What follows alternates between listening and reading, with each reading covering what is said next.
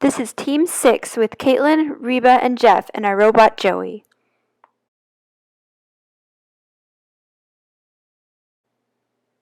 Joey travels to the first location to check if there's a virus.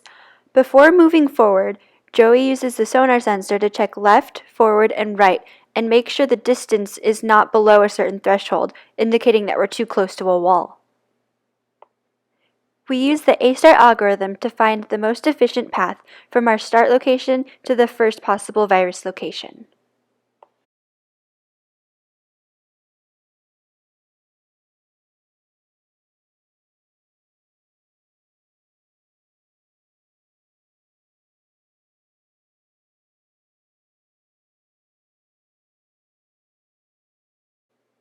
Now, Joey is using PID control to follow the wall here on the left.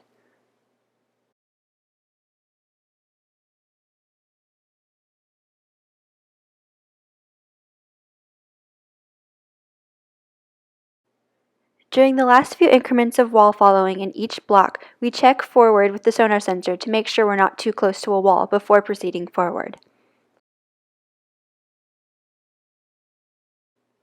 Joey continues to wall follow.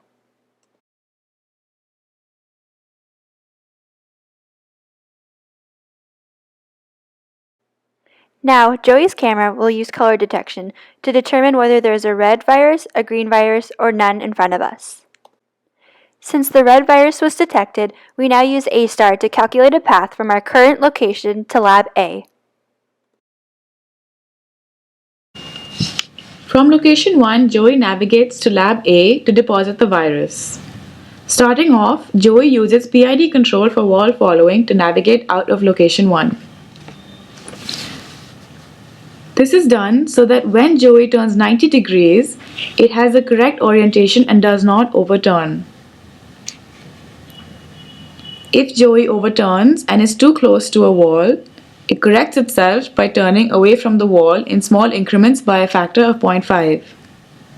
For example, if the distance to the wall is 4 and our threshold value is 8, it will find the difference and divide by 2 to determine the number of times to turn away from the wall.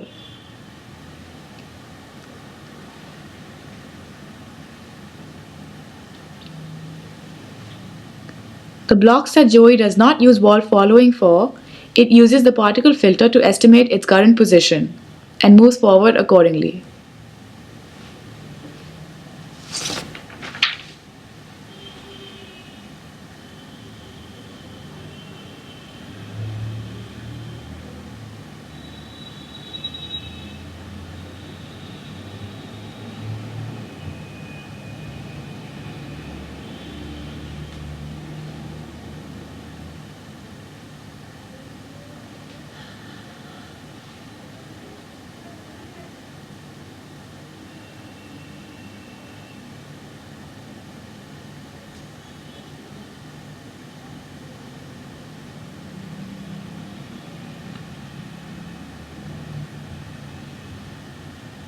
Joey uses wall following to navigate through this tricky area in the maze.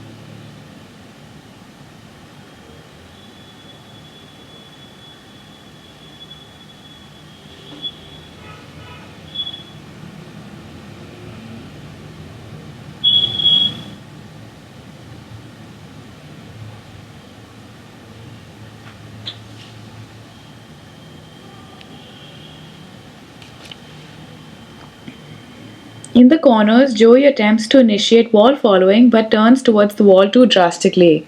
In this case, we implemented a check to see if the distance was greater than a threshold value. Joey corrects itself by turning away from the wall and moving forward slightly. The amount it moves forward by is predetermined, and the threshold value is around 70 centimeters.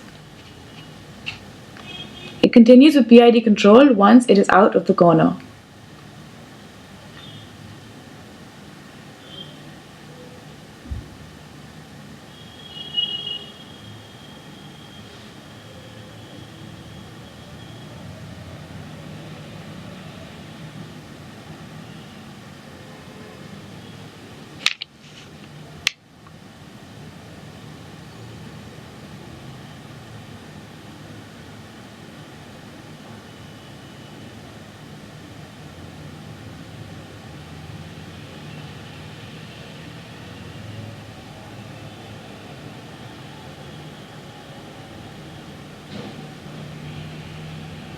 Joey is now approaching Lab A. The next step is to check for the green virus in the center location. Joey does not check location 2 for the virus because, as the problem stated, the virus can only be found in either location 1 or location 2. Since it found a virus in location 1, Joey knows that the green virus must be at the center location. Here, Joey has determined that he has reached the second drop-off location and has calculated his path to the second virus. By using our sonar rangefinder, we can create a grid representation of our environment and determine where we are in it with probability of certain measurements in that area. After each full grid movement, we take a forward, left, and right sensor reading to update the probabilities of our particle filter. Using these estimated positions, we can calculate how far we need to move in order to reach the center of the next block. Passing this value into a function that is calibrated to move forward 1 centimeter per unit input, we can move to the designated location.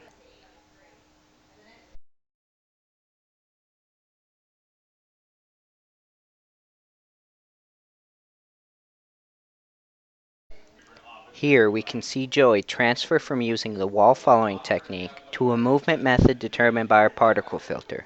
The advantage of this method is that we can move forward in larger increments without need for constant sensor input.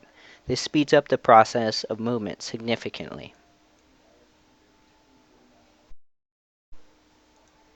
At this point, Joey senses that he is too close to the left wall and turns right incrementally to compensate. He then takes sensor readings for the particle filter, moves forward, and begins looking for the green virus. Immediately he finds it and calculates a path to the last drop-off location.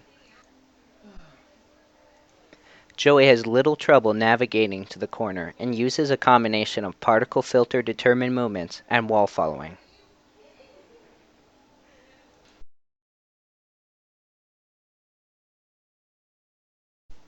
Here, we can see one problem that Joey has encountered. His wall-following PID control has overcompensated to bring him to the right wall. By turning too far to the right, Joey begins to see the far wall, which he would then begin to follow. To correct for this, we turn Joey in the opposite direction and take a new sensor reading. If this one is closer, we know we are now facing in the right direction and continue moving forward. After wall following to the next corner, Joey turns left and again encounters the problem of the corner. Our fix for the overpowered PID control works again, and Joey finds himself at the last location.